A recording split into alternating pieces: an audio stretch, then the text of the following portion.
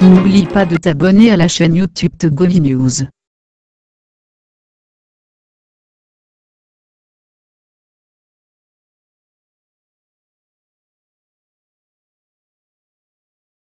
Audi Actu sur Radio Victoire. Actualité, débat, intervention par téléphone. C'est tous les jours à partir de 7h. Sur la fréquence magique, la 96.3 FM. Audi Actu. Pasteur Edo Komi, bonjour. Oui, bonjour. Voilà, vous êtes le président du mouvement Martin Luther King. Alors, est-ce que votre mouvement est encore actif? Bonjour, Joachim. Oui. Je voudrais d'abord, avant de répondre à cette question, brandir un carton rouge au ministre nos femmes des infrastructures, parce que tout à l'heure en venant, la voie que j'ai empruntée, notamment le boulevard des Armées, au niveau de Ramco, j'avoue quand même que là, ça n'honore pas notre pays. Vous avez failli faire un accident grave. Non seulement moi, mais tous ceux qui...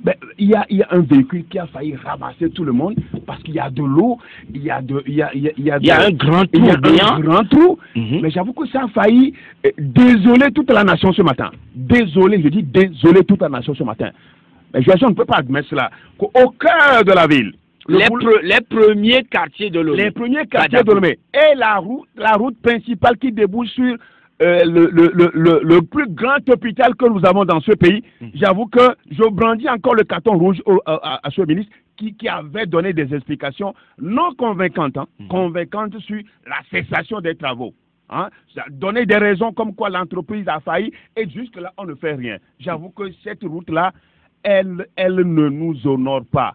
Et surtout que ça débouche sur l'hôpital qui porte le nom de notre premier président. Supposons que une ambulance non, ce n'est même pas un malade. L'ambulance ne peut pas passer par là. Mais par où? Donc ça veut dire que les gens qui sont au niveau de Sauterre, etc. La plus rapide pour relier l'hôpital. Mais à cet état-là, l'ambulance ne peut pas passer par là. Vous savez, l'allure de l'ambulance. Oui. Et si l'ambulance voulait aller à cette allure-là, le malade est mort avant qu'il n'arrive à l'hôpital. Donc je brandis un carton rouge au ministre des Infrastructures. Carton rouge au ministre Nissao. Bien sûr, je mesure cela. Parce que c'est assez pour cette route-là.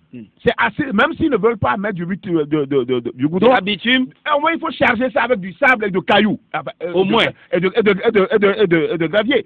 Pour que nous puissions avoir accès. Je dis, ça ne n'honore pas notre pays. Justement, ça amène à vous poser la question suivante. C'est la société Seco BTP qui devrait réaliser cette voie, tout comme la voie de Lomé, Vaughan, Enfoin. Mais qu'est-ce qui se passe et l'État n'arrive toujours pas à sévir par rapport à cette société qui met le pays dans des problèmes et surtout les usagers de ces voies-là dans des situations inexplicables. Je ne veux pas en parler encore parce que ce matin, c'est parce que j'ai assisté à ce drame-là qu'on a évité, ce matin. Donc vous avez failli en être victime? Bien sûr, parce que je n'étais pas à véhicule, j'étais à moto, j'étais pas à véhicule. Et moins un. Et ça, c'est un télescopage général. Et ce matin, on serait en train de pleurer beaucoup de morts. Et j'avoue quand même que pour la route Lomé-Vaughan, enfin, ce n'est plus la peine d'en parler. On a organisé des manifestations, on en a tellement parlé qu'ils fassent ce qu'ils veulent. Qu'ils fassent ce qu'ils veulent de ce pays, je crois que c'est ça. Et ça se comprend. Tout observateur avisé comprend qu'ils fassent. Mais le carton rouge là, ce matin encore, je le lui brandis encore. Parce que c'est lui qui est en charge les travaux. Et donc, du moins, c'est pour essayer d'arranger cela en attendant, vous préconisez ou bien vous proposez? Chargement, il faut charger. Il faut juste mettre du sable et de la latérite pour que nous puissions passer pour le moment. Mais les riverains? Oui, mais les riverains, il en souffre tellement. Est-ce que tu vois, il y a de l'eau qui coule. Et la poussière qui se dégage quand... Qui se dégage. Vraiment. Mais écoutez, il y a de l'eau en permanence qui est stagnée sur le lieu. Mais le boulevard des armées, vous imaginez, Joachim. Mais ce matin, je suis très remonté. Très remonté. Alors, pasteur Edokomi, je vous avais posé la question tout à l'heure si le mouvement Martin Luther King est toujours actif. Le mouvement Martin Luther King, nous sommes toujours actifs et je profite pour saluer nos bureaux de coordination qui sont toujours en place. Vous savez, ce qui est intéressant, c'est que les gens même mettre en place le bureau, le bureau du mouvement Martin Luther King avant de nous faire appel. Nous avons mis en place, nous vous envoyons la liste. Vous voyez comment ça intéresse les Togolais, le mouvement Martin Luther King. Et ça me fait plaisir. Au moins, je sais que je ne l'ai pas vécu en vain. Inutilement. On a planté quand même un arbre. Je crois qu'il va toujours, qu'il va continuer par aller jusqu'au. On vous a aperçu dans les confins de Blita il y a quelques jours. Qu'est-ce que vous étiez parti faire? On était à Blita juste parce qu'il y a un conflit, un conflit foncier, donc un litige foncier. Donc la communauté Anyanga de Blita nous a fait appel et nous y sommes allés. Nous avons rencontré. Donc vous êtes transportés sur les lieux? Oui, nous sommes transportés sur les lieux. On a fait 3 jours à Blita. Donc on a rencontré les autorités, le préfet, les autorités judiciaires, le président du tribunal. Les chefs cantons et d'autres villages qui sont concernés. Je crois qu'au retour, nous avons fait un rapport parce qu'il y a une décision judiciaire qui a été prise depuis 2012, mais qui souffre d'exécution. Donc, qui a été l'autorité, qui requiert l'autorité de la force de la chose jugée, donc ce qui veut dire qui doit être mise en exécution, mais qui souffre toujours d'une certaine opposition, qui n'a plus la peine, qui n'a plus son droit de citer. Donc, après, nous avons rendu un rapport que nous avons soumis aux autorités, au ministre de la Justice, au ministre de la Sécurité, au chef de l'État et d'autres institutions concernées. Donc, j'avoue quand même que ça nous a permis de découvrir une fois encore le Togo profond. Vous savez, Blita, c'est le centre du pays. Donc, les populations nous ont fait confiance. Les deux parties se sont exprimées. Et j'avoue quand même qu'avec le président du tribunal, le préfet, on s'est convenu quand même qu'il y ait des sensibilisations pour que l'autre partie qui a été défaite par le jugement puisse comprendre que apparemment, comme il n'y avait pas d'appel, ils n'ont pas interjeté d'appel 30 ans durant au jour de l'heure, le jour on a signifié le jugement. Donc c'est dit que la chose requiert l'autorité de la chose jugée, le jugement, donc il va falloir que cela soit exécuté. Mais on a demandé quand même à l'autre partie qui a gagné à faire consensus, à voir comment est-ce que à l'amiable pour que les gens qui sont déjà sur le terrain, qu'on puisse pas venir les démolir et surtout ne plus leur donner de terre à cultiver parce que vous savez c'est des terres cultivables. Donc je crois que ça a pris la mayonnaise. Donc c'est pas un domaine qui a été accaparé par des expatriés. Non, pas des expatriés. Entre des collectivités togolaises. C'est entre des collectivités togolaises. C'est entre la collectivité Nyanga et d'autres qui sont quand même d'autres collectivités, mais qui sont aussi dans la même préfecture. Donc c'est entre les Togolais. Donc je crois quand même que on attend très prochainement la suite. Et on sait quand même que les populations nous ont compris. Tout porte à croire comme si vous avez maillé à partir avec la société Sotimes. Qu'est-ce qui se passe? Non, Sotimes, vous savez, société Sotimes, c'est une société libanaise qui a le monopole des fournitures de bureaux, de librairies, d'imprimerie et de papeterie. Tout le monde connaît Sotimes, longtemps implanté au Togo, et comme je dis, qui a le monopole du marché. Et vous savez, c'est des domaines très précieux, très importants, des domaines vitaux de notre pays, mais qui sont malheureusement confiés à des étrangers. L'un d'être xénophobe, parce que justement, c'est la question que j'adore. L'un d'être xénophobe, il faut avoir le courage de dire que notre pays, c'est une terre d'accueil. Une terre d'accueil, d'hospitalité, mais finalement, nous commençons par faire les frais. Pas faire les frais de cette hospitalité que nous offrons aux étrangers qui viennent en territoire conquis. Pourquoi en territoire conquis? En territoire conquis parce que vous les voyez aujourd'hui quand vous prenez les Chinois, vous prenez les Indiens, vous prenez les Libanais, vous les voyez, leur comportement sur notre territoire, des fois même ça laisse à désirer. Ça fait comme si... Ils narguent les autochtones? Ils nous narguent. Et ils nous narguent. Et j'avoue quand même que on dit que chez nous, on dit que l'étranger ne prend pas la tête du cadavre. Mais aujourd'hui, ces expatriés-là ont pris la tête du cadavre de tout le Togo. Et c'est eux qui sont qui détiennent l'économie. Vous les voyez partout, que ce soit au grand marché, que ce soit partout, de Lomé jusqu'à Sinkas, vous les voyez, c'est eux qui maintiennent, qui monopolisent les secteurs vitaux de notre économie.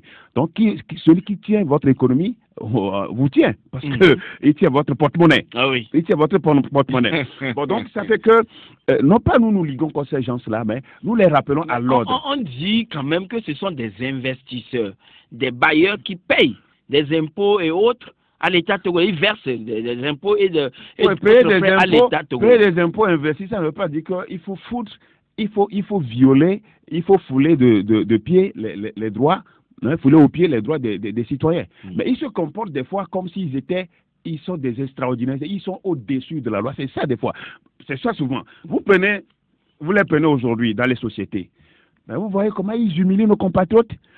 Le mouvement Matel, finalement, nous sommes devenus un dépotoir où on vient déposer tout sur nous.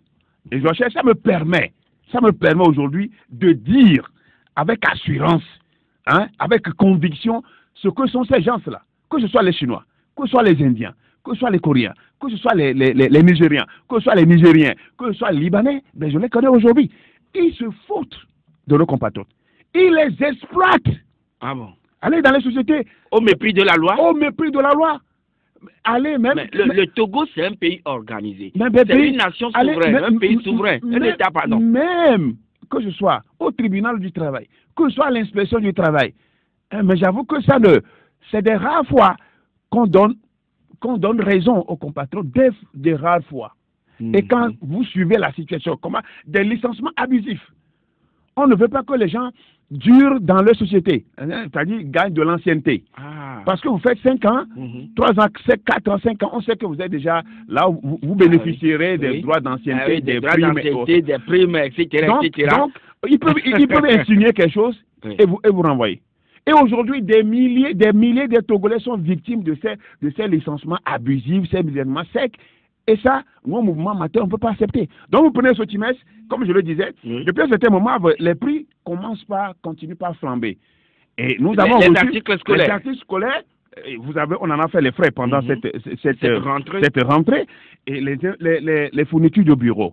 Alors, de 8 000, par exemple, quand vous prenez le 5 paquets un carton de RAM, par exemple, qui était à 8 000, finalement à 8 500, à 9 500, et bientôt, et la dernière fois, on leur a dit que bientôt c'est 10 000 francs.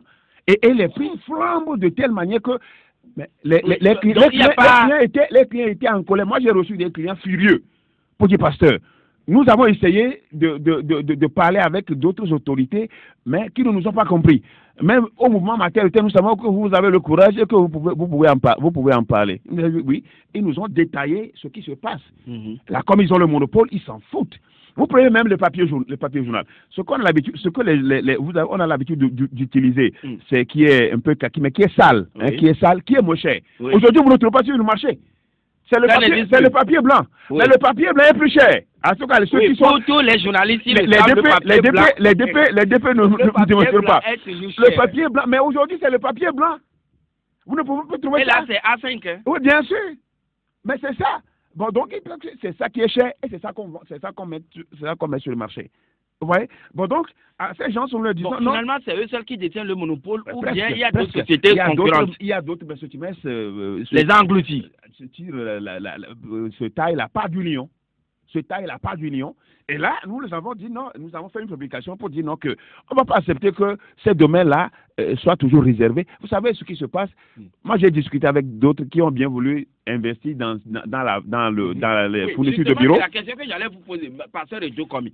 Comme des Togolais ont des moyens, ils disposent des moyens, mais refusent d'investir. Ils nous ont dit que la concurrence n'est pas facile. Parce que le terrain est déjà monopolisé par ces gens-là.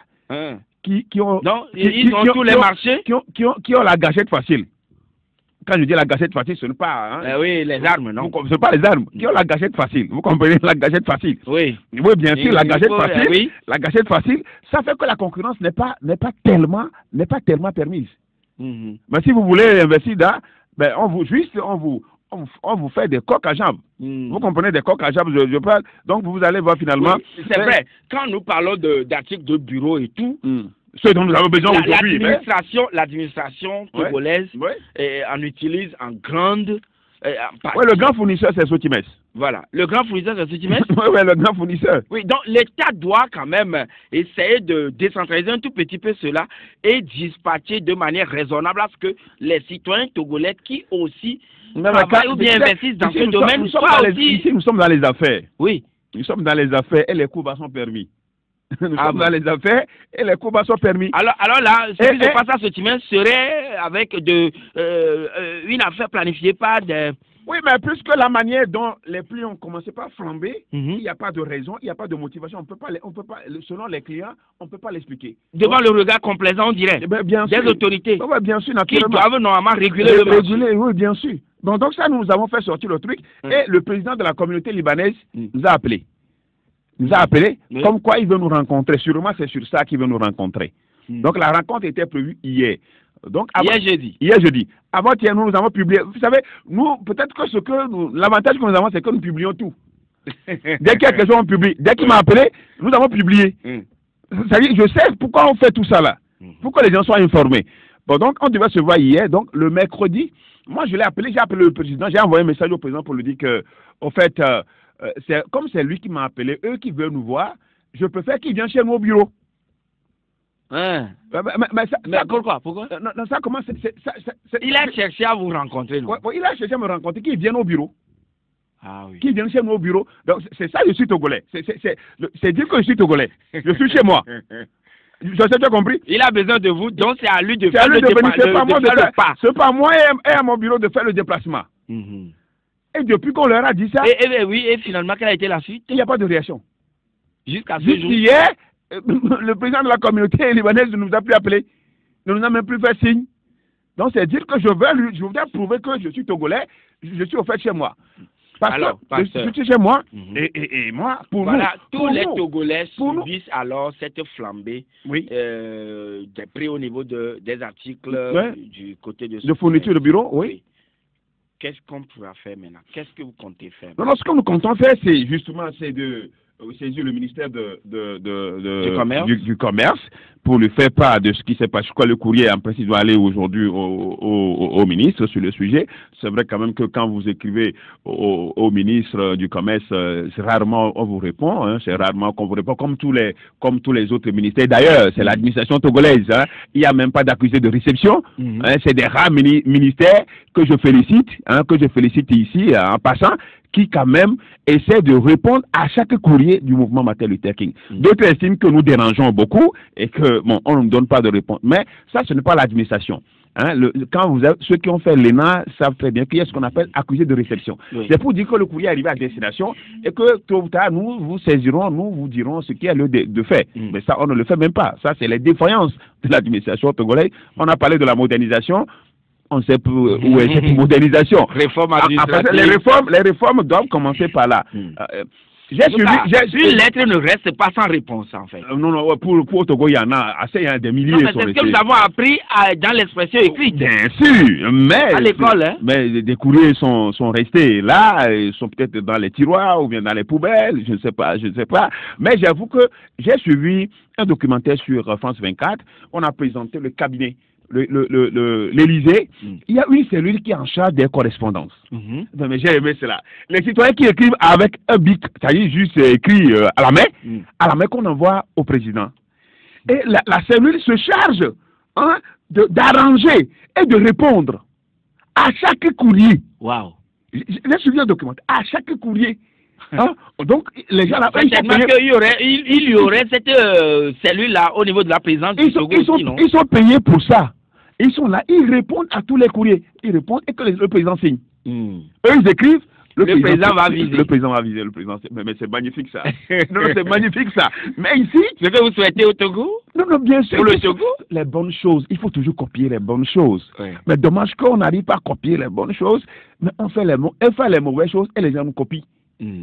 Les gens nous copient, c'est dommage. Donc, pour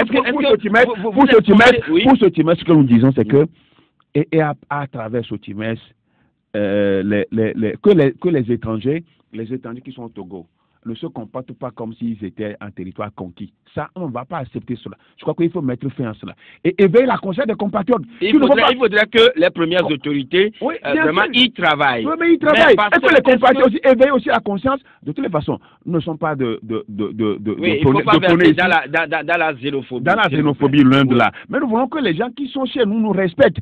Parce qu'aucun Togolais ne peut pas aller au Liban, ou bien dans un pays étranger et se donner le plaisir là de monopoliser. Et être royaliste que le roi. Bon, donc c'est ce que nous disons. Donc nous éveillons la conscience des Togolais. Il ne faut pas devant un expatrié se comporter comme si nous-mêmes. D'abord, c'est ça qui fait aussi. Mais quand même, il faudrait que la justice accompagne aussi les citoyens dont les droits sont brimés, piétinés. Parce que la plupart du temps, ces expatriés vont vous dire, avec l'habitude de le dire, ils ne le disent plus ouvertement, avec l'habitude de dire que nous avons la justice dans nos poches, nous avons les forces de sécurité dans nos poches. Ils avaient l'habitude de le dire. Ils ne le disent plus parce qu'un juge m'a dit que parce que dès que quelqu'un vous dit ça là, amenez-le vers moi. Un juge m'a dit. Oui. Dès que quelqu'un dit qu'il a la justice en poche, amenez. Et ça vraiment j'ai aimé. Donc ils ne le disent plus ouvertement. Mais l'action, l'acte y est toujours. Ils ne le disent plus ouvertement. Ils ont peut-être la gâchette facile. Bon, mais c'est ça. Mais aujourd'hui, ça diminue parce que la justice prend conscience et que les choses évoluent. C'est vrai que ce n'est pas encore ça, mais je crois qu'il faut encourager la justice à aller davantage. À faire davantage. À faire davantage. Et voilà, pasteur Edokomi, vivement que nous puissions connaître une suite favorable à cela, mais ne soyez pas surpris dès lors que nous avons le ciment qui a un prix un peu plus élevé alors que le Togo, le Ghana importe le clinker du Togo, mais le ciment ghanéen est moins cher que le ciment togolais. Vous voyez? Vous êtes compté dans cette atmosphère d'avoir une suite favorable? On l'a jamais. On n'a jamais expliqué, on ne pouvait jamais expliquer cela, le problème de ciment. Vous savez que Dangote avait prévu vendre le ciment à un certain prix ici. Vous savez les réactions officielles, hein? Pas officiel, les réactions officielles. Donc, mon pays, c'est comme ça, ça fonctionne. Mais j'avoue quand même que il faut avancer, il faut évoluer. Et voilà, Ciment peut s'implanter chez vous, à Dagbati, et également à Bado, dans le Yorton. Non, je crois que nous étions les tout premiers, hein, les tout premiers. Mais avec l'arrivée donc de cette firme étrangère, on pourrait avoir quand même une bouée d'oxygène. Vous savez que sur le prix, je voudrais dire. Ce que tu ne sais pas, c'est que depuis les années 50, où le mètre carré était à 3 francs, c'était le prix fixé à l'État togolais, puisque c'est de l'État togolais. Oui. Mais quand les sociétés, les multinationales dans le secteur arrivent, ben, on pratique le même prix. 3 francs. Tu peux dire le mètre carré, 5 francs. Mais la lutte là était âpre. Avant que nous arrivions aux 5 francs. Mais vous savez ce qui s'est passé à Haotio là-bas? Le mouvement Martin Luther King et puis avec la CIPTO, ça n'a pas été facile. Ça n'a pas été facile. Des manifestations là-bas dans la zone. Même des fois, on a dû arrêter les travaux de la SNPT à certains niveaux. À Dagbati et au Toromé Haute, on a dû arrêter les travaux. Les populations ont dû arrêter les travaux. Mais la situation n'est pas aussi rose dans ces zones-là où les phosphates sont exploités. Oui, mais allez y voir. C'est vrai quand même il y a eu amélioration, mais ce n'est pas encore ça. Mais est-ce que les populations Lithieux, c'est la norme de et le code minier togolais, certains ne sont pas respectés? Non, vous savez, au Togo, le cadre légal y est. Oui. Nous sommes le cadre légal, le Togo n'a pas besoin de... On a les beaux tests. On a les beaux tests. Mais c'est la mise à exécution? Oui, c'est la mise à exécution. Le cadre légal y est. Oui. Si le Togo est reconduit dans le truc des droits de l'homme aux Nations Unies, c'est parce que le cadre légal y est. Nous avons répondu au cadre légal. Et maintenant, c'est sur le terrain d'application que le bas blesse. Donc ces populations aujourd'hui, c'est la misère. Les terres qui sont occupées, mais quelle est la redevance trimestrielle? La redevance par 3 mois. Donc voilà un peu la situation. Pasteur Edokomi, on en était ici et le 1er juin dernier, un immeuble au grand marché de Lomé s'est effondré avec des cris de détresse des riverains qui ont d'ailleurs manifesté en début de semaine. Qu'est-ce que le mouvement Martin Luther King en dit? On répond après la pause. Merci. Audi Actus est du lundi au vendredi de 7h à 8h20 sur Victor FM. Retour donc en studio avec notre invité, Pasteur Edokomi, le porte-parole des Sans-Voix. Alors, Pasteur Edokomi, l'immeuble s'est effondré s'est écoulé, on dirait. Oui, Joachim, vous avez bonne souvenance de ce qui s'est passé le 1er juin dernier, où une partie de cet immeuble s'est effondrée et a fait au moins 4 morts. 4 morts avec des blessés, avec des blessés graves. Et du coup, suite à ce drame, le gouvernement a bien fait de vouloir sécuriser donc elle a mis une ceinture de sécurité dans la zone pour que au niveau jusqu'au de l'Institut Goethe et l'entourage soit mis en sécurité jusqu'à ce que l'immeuble soit démoli. Alors, ce qui était une très bonne mesure. Mais là où le bas blesse, d'abord, les victimes, que les morts n'ont pas reçu une grande assistance. Les victimes, les blessés sont là aujourd'hui. Tout cela est resté à l'état. Mais là où le bas blesse encore, c'est que les riverains, presque 200 à 300 commerçants qui sont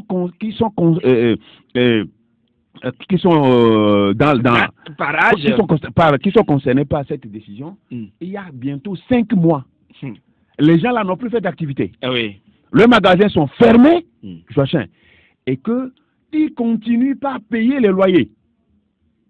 5 mois de loyer sans activité. Hormis les impôts, les patents, etc.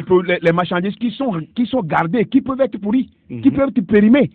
5 mois. Et qu'ils seront tentés d'ailleurs même de nous vendre plus tard. Oui, parce qu'il n'y aura pas de mesure, aucune mesure ne sera prise. Donc on va mettre tout ça sur le marché. Mais Joachim, la fois dernière, les femmes étaient obligées. Nous, on a déjà fait des démarches. On a rencontré même le ministre avec la dame. On en a parlé aux autres ministres qui sont concernés par la situation. Et on nous a dit que les ingénieurs ont fait leur travail et que l'immeuble doit être démoli. Mais ça va prendre combien de temps pour que cet immeuble soit démoli? Et que le propriétaire de l'immeuble est libre de tout mouvement. Est-ce qu'il avait le permis de construire? Même s'il en a les dégâts, il n'a même daigné faire au moins une visite aux parents des victimes ni aux blessés. Ça, je le sais très bien et je mesure mes paroles parce que je suis bien au fond de ce dossier. Mais on ne peut pas admettre cela. Je sais, regardez comment on peut causer de tort à des populations, à des citoyens qui se débrouillent dans le secteur pour vivre. Les gens ont fait des prêts. Les femmes ont fait des prêts.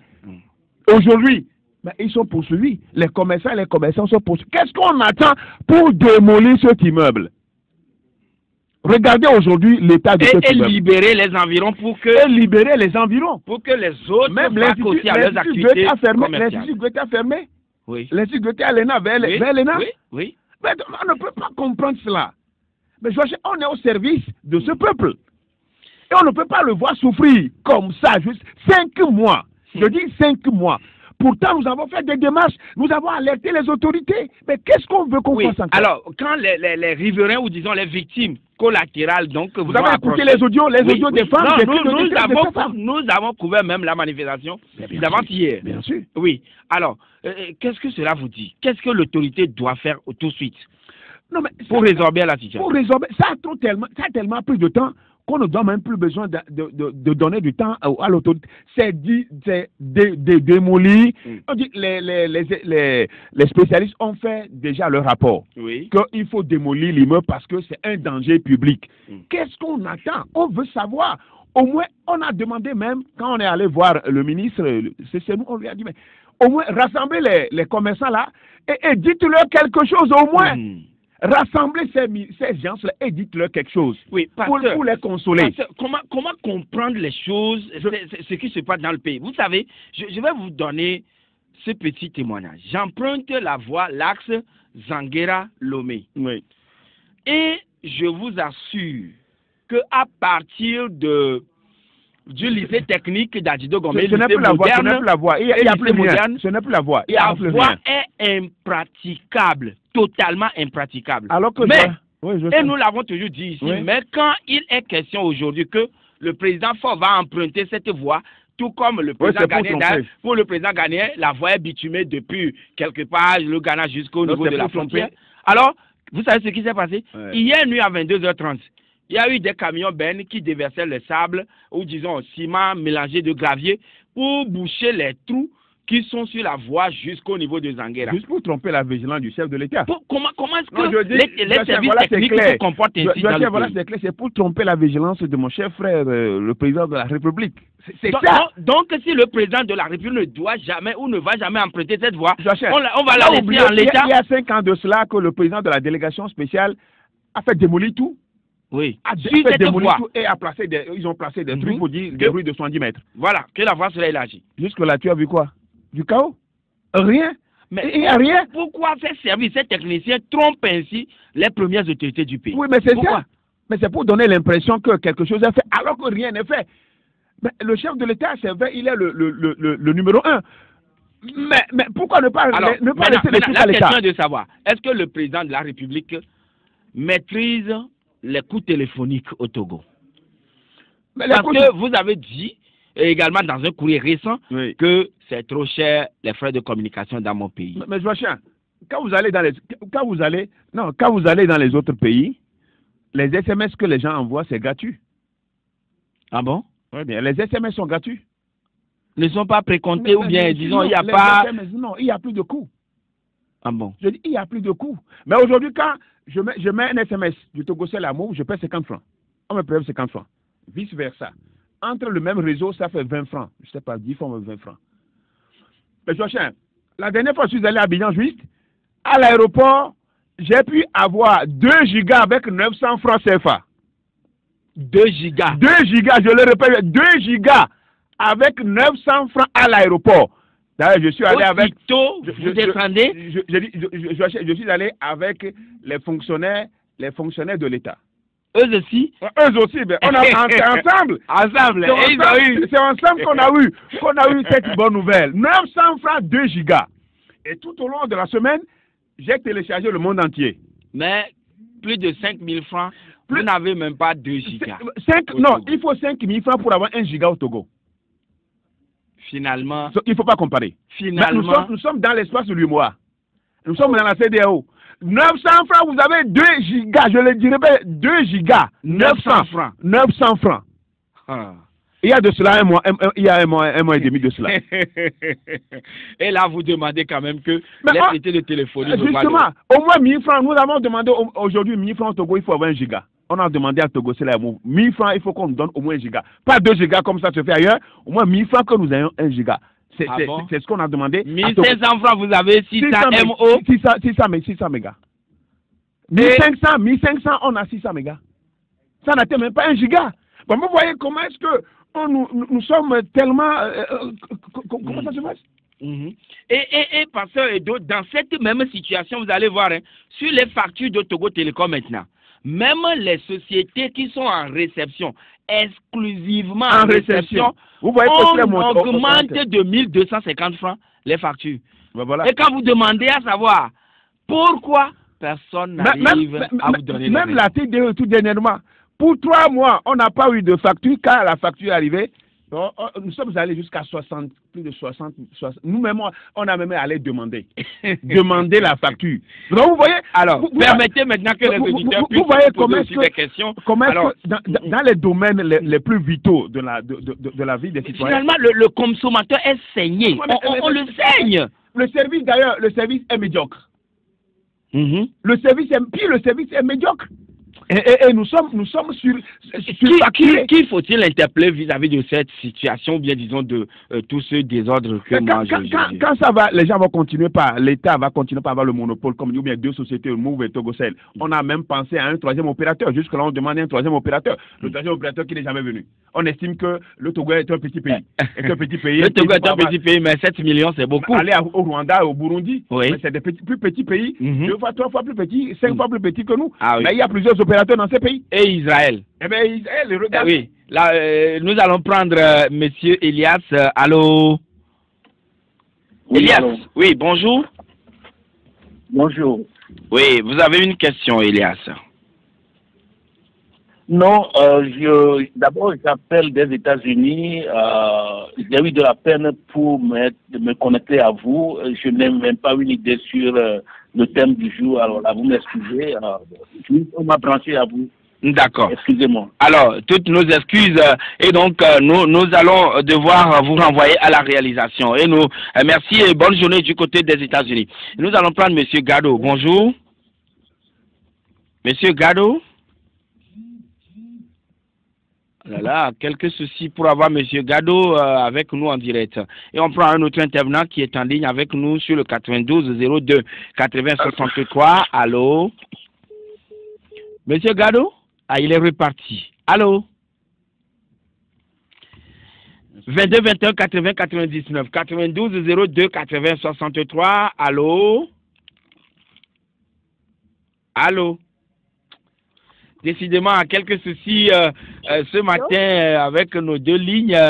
Oui, voilà les aléas auxquels nous sommes confrontés tout le temps. Vous le voyez, donc on va prendre un autre intervenant. Allô? Allô? 22 21 80 99. Allô? Allô? Oui, bonjour. Bonjour, monsieur Jacques. Voilà, c'est madame. Madame Priska. D'accord, nous vous écoutons, madame Priska. Bon, moi, j'ai pas de questions. Je voulais juste vous faire savoir, avec toutes ces situations à Lomé au Togo, et il veut que nous allons aux élections, pourquoi? C'est lamentable. Ah non, non. Vous voyez pas? Bon, merci beaucoup, madame. Nous ne parlons pas des élections, mais quand même, c'est pas question d'élection, mais le passé est là, il vous répondra. 92 02 80 63 22 21 80 99. Allô? Allô? Ah, les liaisons téléphoniques ce matin lâchent finalement. Ah oui, parce que voilà. Mais alors, Madame Priska qui a réussi, bon à mal à entrer en ligne, et dans cette situation, on veut aller aux élections. Est-ce que vous savez, les Togolais vivent mal. Il y a le rapport. Payer l'écolage des enfants, la scolarisation, la santé. Je crois qu'il y a tous ces problèmes. Non, ça ne va pas nous empêcher d'aller aux élections. Mais bon là, quand nous parlons les élections dont nous parlons aujourd'hui, c'est les élections législatives. 5 ans de législature. Qu'est-ce que cela peut apporter ou quel changement cela a apporté dans le vécu? Tout ce dont nous parlons aujourd'hui, tout ce dont nous avons parlé, les besoins, le domaine social dont nous parlons aujourd'hui. Vous avez vu les députés souvent se mêler dans ça. C'est seulement c'est tiraillé par rapport à telle préoccupation politique. Alors qu'ils devaient prendre le devant. Nous avons un auditeur. Allô?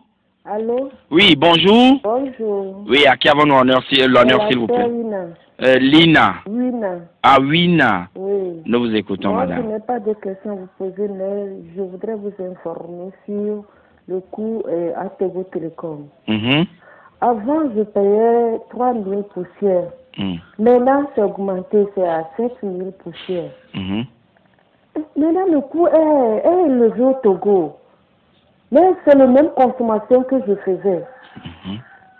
Mais il faut revoir tout. Et vous êtes dépassée, madame. Merci, madame Wina. Parce que vous l'avez écouté? Oui, bien sûr, c'est ce que nous disons. 3 000, on est passé à 7 000. Même consommation. Même consommation. C'est doublé. Et finalement, plus que doublé. Et on ne comprend plus rien. Et ça, on ne dit rien aux consommateurs.